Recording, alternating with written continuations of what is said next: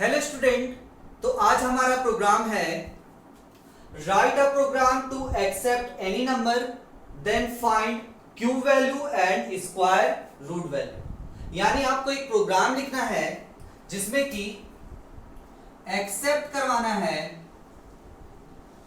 कोई भी नंबर। तो जो भी हम लोग नंबर एक्सेप्ट कराएंगे वो किसी ना किसी वेरिएबल में एक्सेप्ट करवाएंगे।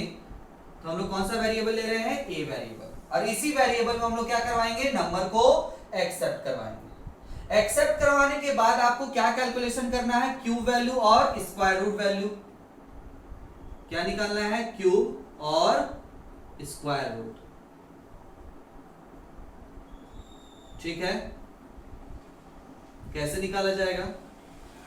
यानी जो हम लोग वेरिएबल के अंदर वैल्यू एक्सेप्ट करवाए हैं, यानी ए का क्यूब और स्क्वायर रूट के लिए इस तरह से। कोई डाउट? तो चलिए इसको निकालने के लिए हम लोग एक फंक्शन का यूज कर रहे हैं। कौन कौन सा? एक क्यूब के लिए हम लोग पाव फंक्शन यानी कि पावर फंक्शन का यूज कर रहे हैं, और स्क्वायर रूट निकालने के लिए एसक्यूआरटी फंक्शन का यूज कर रहे हैं। ठीक है, अब देखिएगा जो पाव फंक्शन है और एसक्यूआरटी जो फंक्शन है हमारा किस हेडर फाइल के अंतर्गत आता है? तो math.h हेडर फाइल के अंतर्गत आता है।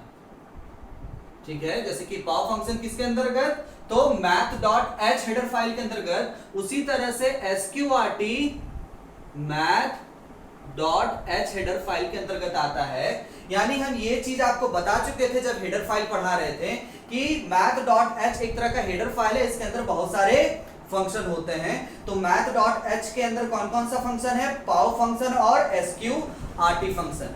यानी जब हम लोग प्रोग्रामिंग करेंगे और उसमें हम लोग पाव फंक्शन और एसक्यूआरटी फंक्शन का यूज करेंगे तो ऊपर में हम लोग एक हेडर फाइल को मेंशन करना पड़ेगा। वो कौन सा होगा हेडर फाइल? तो math.h। ठीक है, एक क्वेश्चन उठ रहा है कि सर हम लोग क्यूब निकालने के लिए क्या डायरेक्टली इस तरह से नहीं लिख सकते हैं? यानी कि a इंटू ए, हाँ लिख सकते हैं, लेकिन अभी हम लोग क्या कर रहे हैं? फंक्शन का यूज करके हम लोग कैलकुलेशन कर रहे हैं। ठीक है, तो चलिए देखते हैं किस तरह से हम लोग प्रोग्रामिंग में इसको लिखेंगे। तो सबसे पहले हमारा क्यू है यानी कि a का पावर 3। इसके लिए कौन सा फंक्शन? पाव फंक्शन। तो किस तरह से लिखा जाएगा इसको? पाव, जो भी हमारा वेरिएबल का नाम है, तो कौन सा वेरिएबल का नाम है? a, कॉमा क्यू निकालना है यानी a का पावर 3, तो a, 3। देखिएगा पाव फंक्शन का नाम यानी कि पावर के लिए यूज किया जा रहा है। तो जो भी हम लोग देख रहे हैं, जिस भी वेरिएबल के ऊपर जितना भी हमारा पावर है, तो पाव a, 3 लिख दिया गया।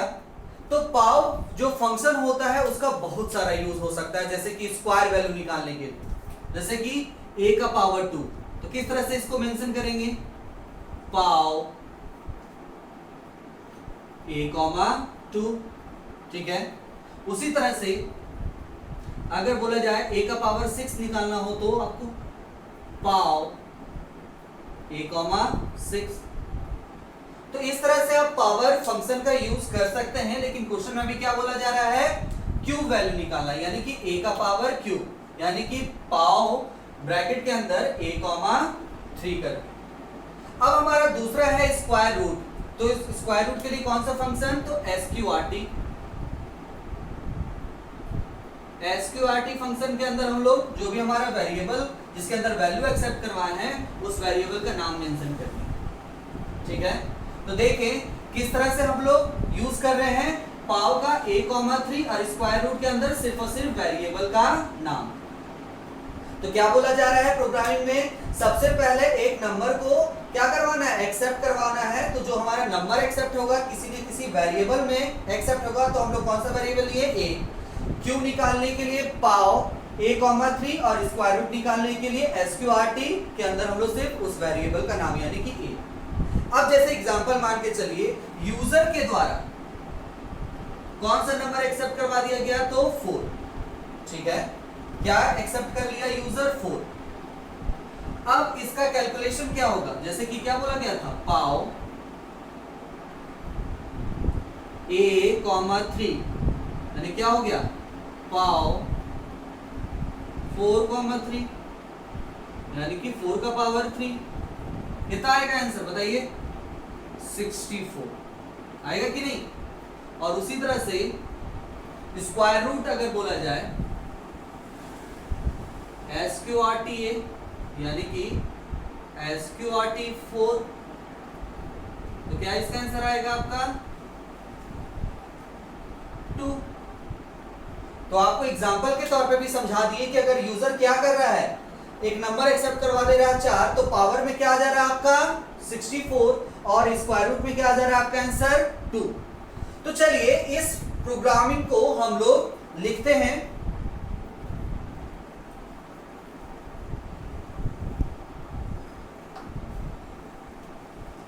सबसे पहले क्या लिखना पड़ेगा हमें, हेडर फाइल।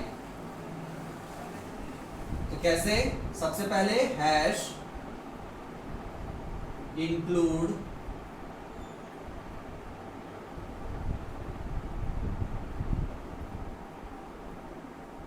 iostream.h,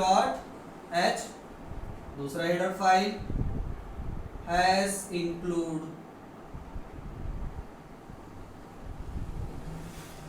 conio.h, ठीक है।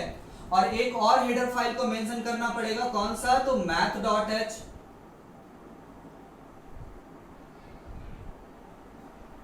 क्यों, अभी जस्ट बताएं कि अभी हम लोग कौन कौन सा फंक्शन यूज कर रहे हैं, पॉप फंक्शन और SQRT। तो हम लोग पहले ही मेंशन कर देंगे, तो किस हेडर फाइल के अंतर्गत आता है ये दोनों फंक्शन, तो math.h हेडर फाइल के अंतर्गत आता है। उसके बाद void मेन फंक्शन का ब्रैकेट्स को क्या कर दिए हम लोग, ओपन कर दिए। फिर एक और फंक्शन को डिक्लेयर कर रहे हैं CLR SCR, जो कि क्या करता है, प्रीवियस आउटपुट को क्लियर करता है। और वो किस हेडर फाइल के अंतर्गत आता है, तो conio.h हेडर फाइल के अंतर्गत। अब हम लोग क्या करेंगे, वेरिएबल को मेंशन करेंगे, यानी कि कौन सा हम लोग नंबर को एक्सेप्ट करवा रहे हैं, वो किस वेरिएबल के अंतर्गत था, तो a वेरिएबल के अंतर्गत था, जो कि किस टाइप का होगा, इंटीजर। इस वजह से हम लोग क्या लिख दिए, इंट। अब क्या करवा रहे हैं, एक मैसेज डिस्प्ले करवाएंगे, जिससे कि यूजर को पता चले कि क्या एक्सेप्ट करवाना है। यानी बोल दे रहे हैं इंटर एनी नंबर,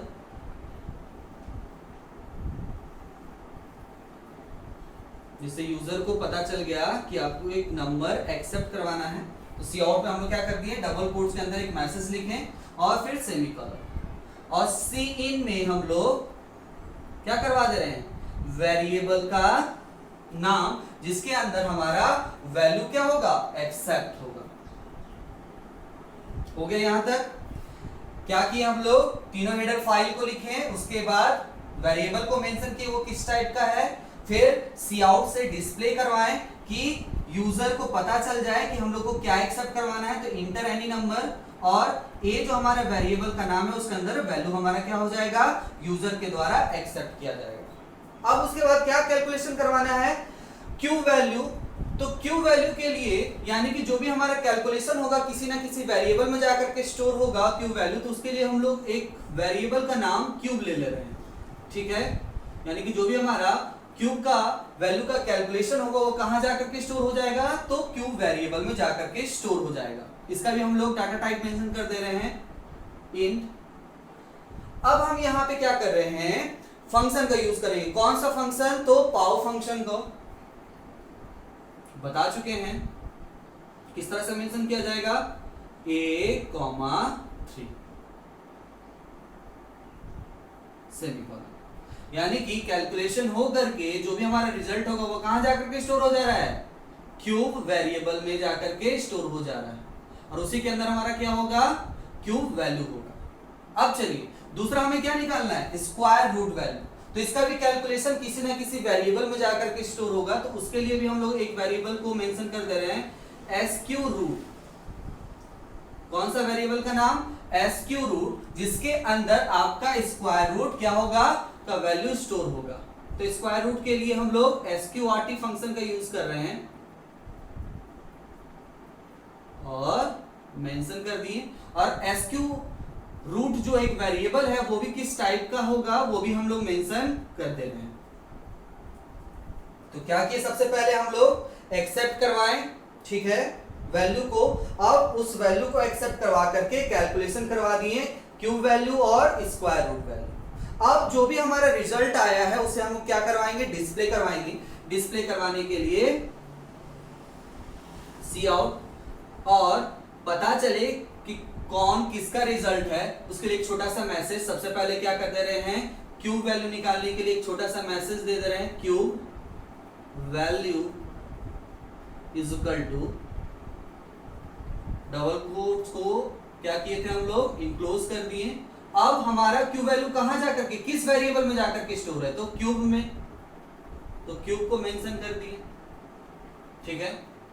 लाइन हमारा चेंज होना चाहिए तो उसके लिए इंड एल, ठीक है, फिर सेमीकोलन। और दूसरा जो हमारा रिजल्ट था वो कौन सा था, स्क्वायर रूट, उसके लिए भी एक छोटा सा मैसेज, स्क्वायर रूट वैल्यू,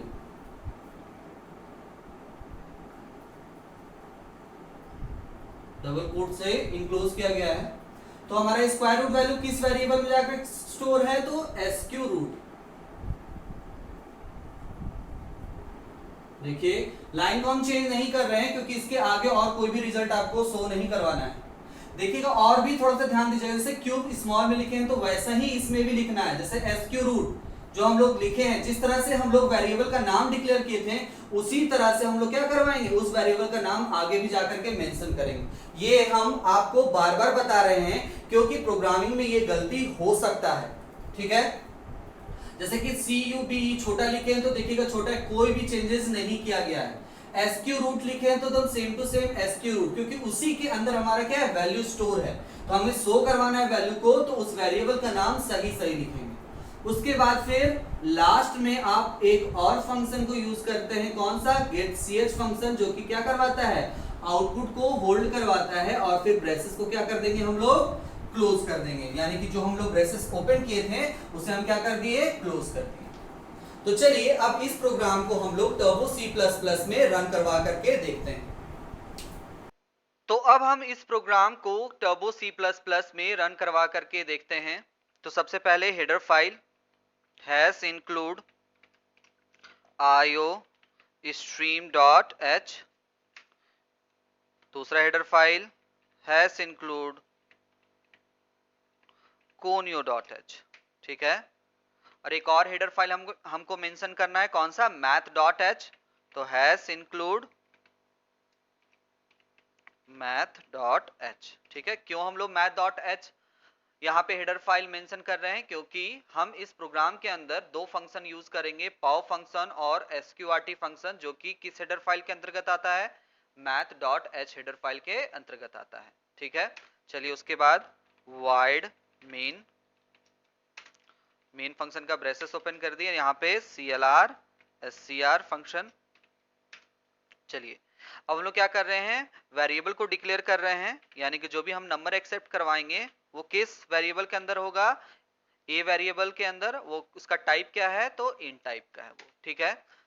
अब हम लोग क्या करवाएंगे, यूजर के द्वारा हम लोग वैल्यू को एक्सेप्ट करवाएंगे, लेकिन उससे पहले एक छोटा सा मैसेज कि यूजर को पता चल जाए कि हम लोग नंबर को एक्सेप्ट करवाने वाले हैं। तो एक छोटा सा मैसेज के लिए डबल कोट्स के अंदर हम लिख रहे हैं इंटर एनी नंबर, ठीक है। और सी इन के अंदर हम लोग मेंशन कर रहे हैं ए, और ए वेरिएबल के अंदर ही हम लोग वैल्यू को क्या करवाएंगे, एक्सेप्ट करवाएंगे यूजर के द्वारा। अब कैलकुलेशन करना है आपको क्यूब वैल्यू और स्क्वायर रूट वैल्यू। तो सबसे पहले क्या है, क्यूब वैल्यू।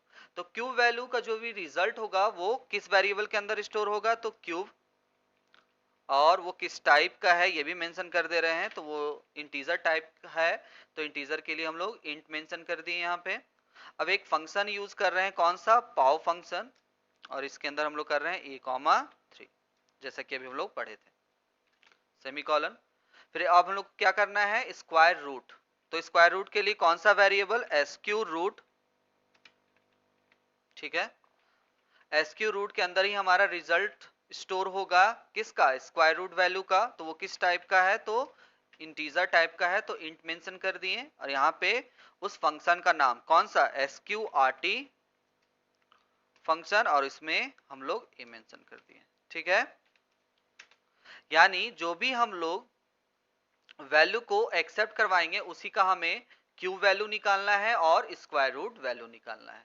अब हम लोग क्या कर रहे हैं, रिजल्ट को डिस्प्ले करवाएंगे, तो उसके लिए सी आउट और ऑपरेटर लिखें।